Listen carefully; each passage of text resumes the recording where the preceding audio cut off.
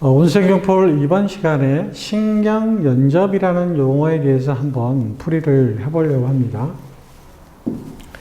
자, 신경연접. 자, 여러분 신경이라는 말은 다 잘 알 것이고 연접이라는 말은 무슨 말이냐면 이런 거죠. 붙어 있는 게 아니고 붙어 있지는 않되 멀리 떨어져 있지도 않고 가까이 근처에 위치하고 있는 것을 보통 연접이라고 표현하는 거예요. 그러니까 연결이 완전히 붙어 있는 상태가 아닌 것을 우리가 보통 연접이라고 표현하는 건데, 자, 이 신경 연접을 다른 말로 뭐라고 표현하냐면 시냅스라고 표현합니다. 그러니까 신경 연접이라는 용어와 시냅스는 같은 말인데 이제 이 용어의 풀이를 해본다는 거죠. 자, 우리 인체 내에서 또 하나의 신경세포와 또 하나의 신경세포가 서로 연접해 있는 것을 시냅스라고 하는데, 이런 경우는 어떤 경우일까? 즉, 기본적인 신경세포가 이렇게 되어 있으면 이 신경세포의 길이가 1m짜리도 우리 몸에 있어요. 하지만 아주 눈에 보이지 않을 정도로 작은 크기의 뉴런도 존재한다는 거죠. 그러면 이 크기가 중추신경계 쪽으로 한 번에 연결되어 있으면 신경연접이라는 것이 크게 필요가 없지만 몇 번 그 자극을 전달하기 위해서 다른 신경과 또 다른 신경으로 전달을 해줘야 된다고 하면 이와 같은 또 다른 신경세포가 필요할 거라는 거죠.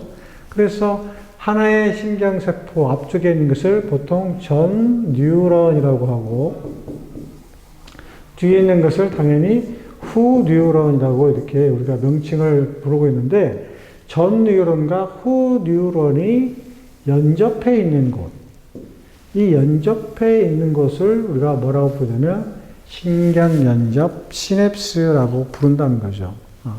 자, 그래서 연접이라는 것은 왜 필요하냐? 아까 얘기했던 자극 전달이 한 번에 중추신경계와 연결이 될 수 없을 때 또 다른 신경세포 뉴런을 통해서 자극을 전달할 필요가 있을 경우에 이런 시냅스와 같은 뉴런이 필요하다는 거죠.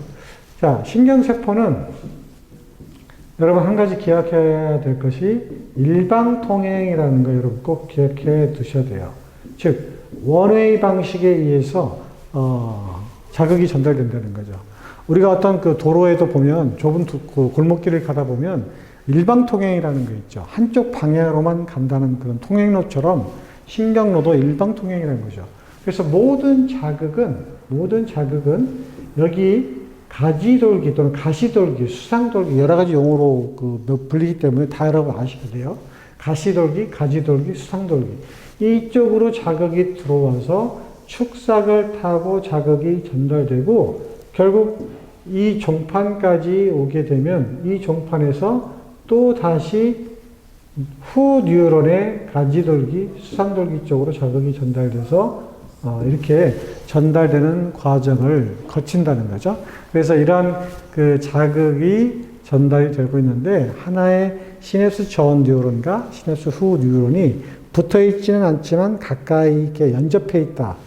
이런 그 모양을 뭐라고 하냐면 신경연접 시냅스라고 부른다는 거죠. 자, 오늘은 신경연접과 시냅스가 어떠한 것을 의미하는 건지 용어에 대해서 풀이를 해봤습니다.